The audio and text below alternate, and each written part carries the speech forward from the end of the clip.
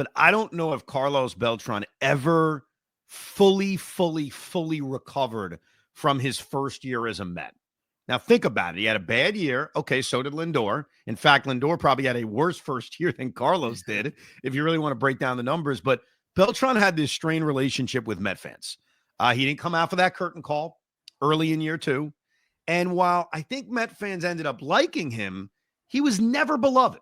He just never was, for whatever reason. He was never able to become like the guy. Lindor has, which if you asked me in 2021, 2022, I wouldn't have guessed it. I just said, yeah, he'll be a good Met. He'll end up putting up big numbers and he'll be liked in Met history.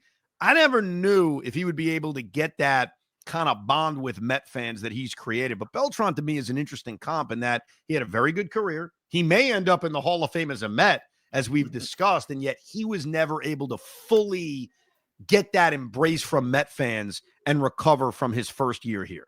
Think about this season alone, though. Like, how many moments were the Mets basically out of the season? Yeah. The season was over, and then Francisco Lindor himself did something to put them over the top. Carlos Beltran had that one moment in 2006, and that's all Mets fans remember. Well, here's the problem. Beltran had a lot of other clutch moments.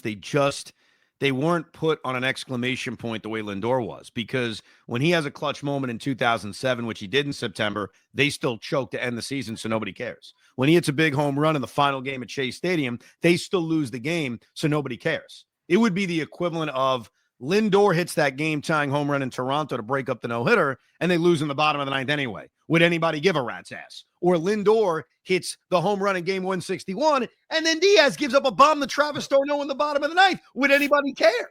So sometimes it's the luck of the result, but nevertheless, Lindor has been fully embraced as a Met, and he will get, like Soto, like Alonso, a monstrous standing ovation on opening day.